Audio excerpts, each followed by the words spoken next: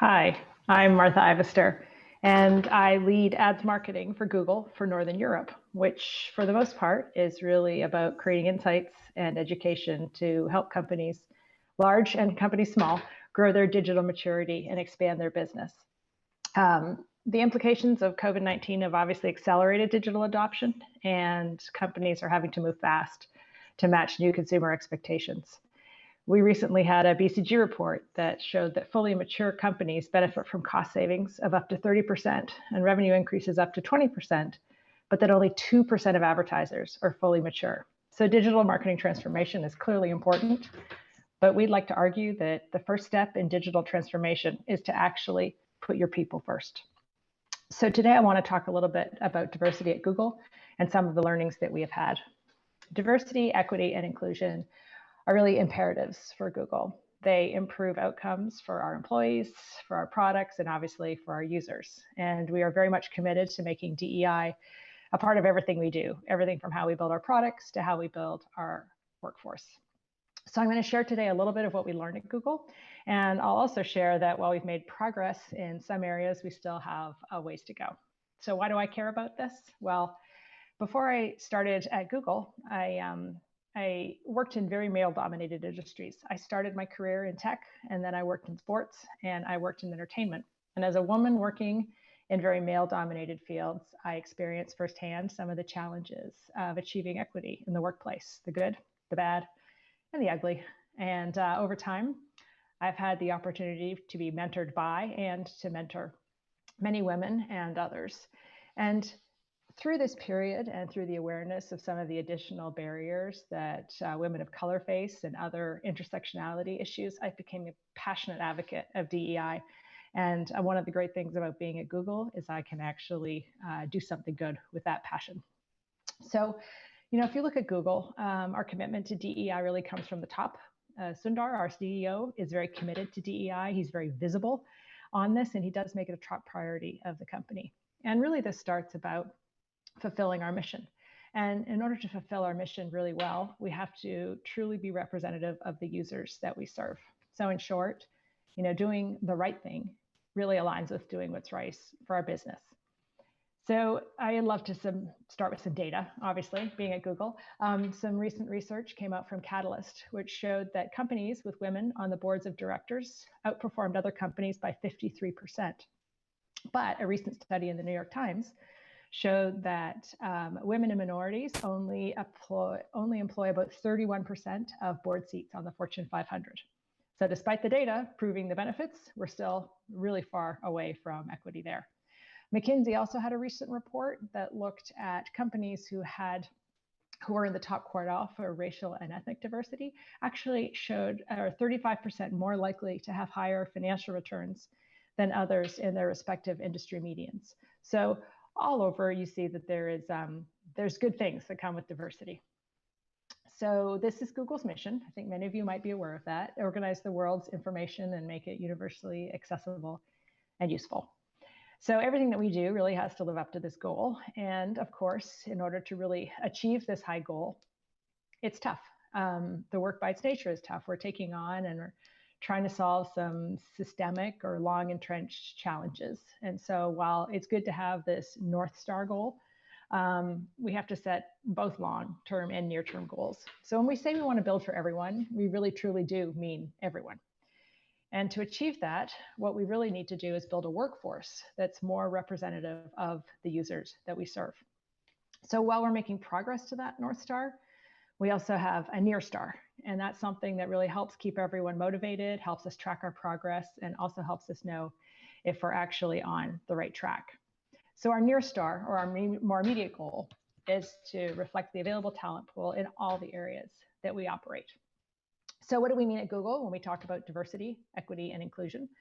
Well, first of all, in terms of diversity, our goal is really to not just attract, but to develop and to progress and to retain underrepresented talent at all levels of the company. And I think the really interesting thing here is that our goal is not just to sort of reach the available talent pool in terms of underrepresented groups, but also to exceed it. So it's one thing to bring people in and to grow them, but also we want to drive fairness within our processes as well as in how we distribute resources internally in the company. And that's kind of how we address equity. And then finally, inclusion is a really big one. Our goal for every Googler is to ensure that Google is a workplace where every single employee feels valued and respected and supported. So I have a few suggestions on how we do that I want to share with you today. So first of all, probably the most important is transparency. And transparency is, endemic to sort of who Google is as a company. But in 2014, we had a big moment where we published our first diversity annual report. And really, Google was one of the very first in the industry to publish this data. And this really, truly helped catalyze the conversation around diversity, or the lack thereof, in tech. And since 2014, we've been publishing more and more granular data. In fact, I think more than any other company, not just around hiring and not just around representation, but also on retention. And this report, and it's available widely, it is the largest publicly available diversity data set in technology, in the tech industry, and it's used by policymakers and officials around the world. And every year we add to this report, we publish more data, and we include more information around things like intersectional data. We also include examples of some of the initiatives that we do that work and some that don't. So secondly, beyond transparency, we look to how we can expand data and consider other areas. And so, the first time we published this report, we really looked at the data that we had on hand, which at the time was really defined by what reporting obligations we had to governments, which in this case was mainly the US government. And so that data, while it was helpful from a compliance standpoint, it really wasn't tailored to help Googlers to drive greater DEI internally. And so then we did a lot of work around figuring how we should be measuring and how we should be more inclusive of other identities. So in 2018, we began sharing information beyond retention. And so for the first time, we started publishing hiring numbers, and we started publishing attrition numbers. And we really tried to show the intersection of race and gender in terms of how people experience diversity at Google.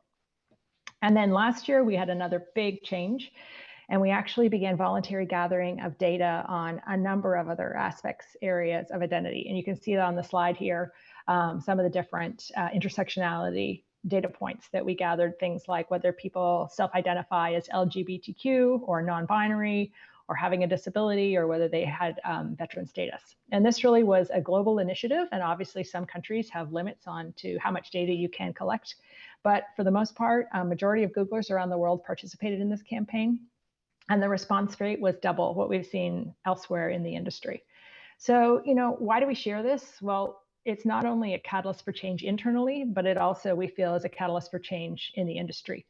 And so we analyze these demographics along with our own inclusion data and feedback that we get from employees to really try and understand how employees experience working at Google and how this can inform and expand our own strategy around DEI. So when you think about DEI, most people think about data, as I said, around representation, which is basically hiring minus attrition. And so obviously that's why, this information is included in this report. And you can see from this chart, we are making progress, but we still have a way to go. One of the nice things about Google, it's a good company to work at.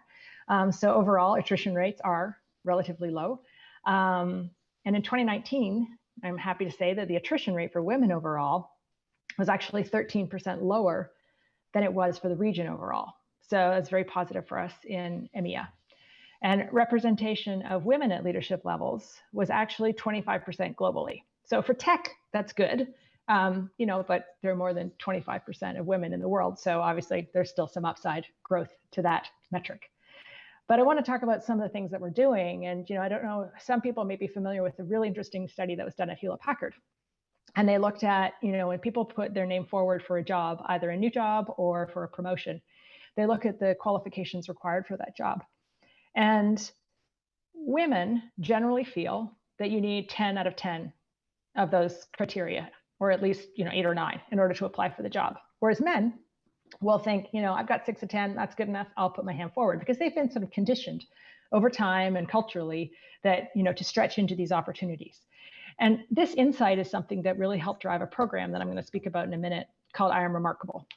But what it also means is that internally, when we write a job description, we actually don't list as many criteria. We try and make it a little more accessible for people to think about their eligibility for that role. And we really look at language on the job descriptions to make sure we're removing anything that could be seen as non-inclusive. We really work hard to get diverse pools of candidates, even if that takes a lot longer to hire them. And we also have diverse hiring panels. So that's just one example of something we do to try and bring in more diversity.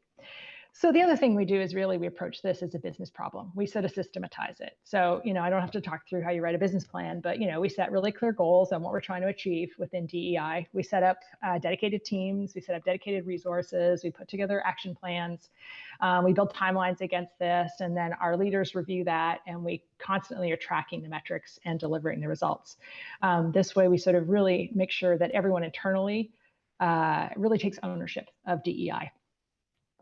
So I want to talk to you a little bit about this initiative because this was something really exciting that was launched just a little over a year ago, and it was called ItsUp To Me. And this initiative started here in Europe, and it's in over 30 offices all across Europe, Middle East, Africa, Asia Pacific, and parts of the Americas.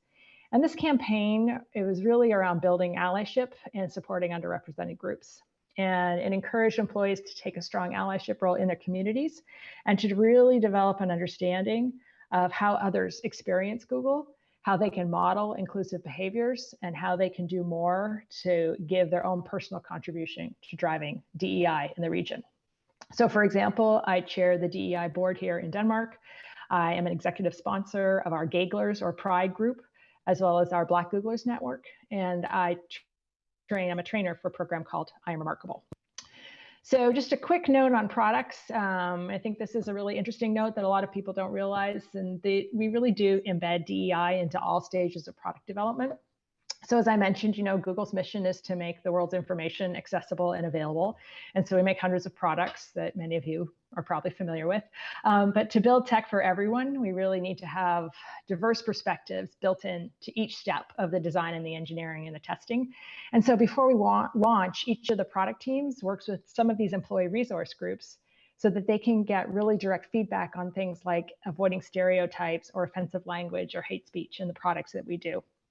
Additionally, our marketing campaigns, we work really hard to make sure that we are avoiding all stereotypes. We're including diverse representation in our creatives, and we work as much as possible with agencies who represent diverse voices in the industry. So now I want to tell you about one program I'm super proud of, because obviously I'm a trainer, and I really feel strongly about this one. It's called IAmRemarkable. And this is a really cool program. It started in 2016, and it started by two women at Google who had this sort of insight, just looking around themselves, that they found that there were so many gifted women in the company, and they found it hard to talk about their accomplishments, and that was holding them back from career advancement. It meant that they weren't getting promotions as often, and therefore they weren't moving into senior leadership as often.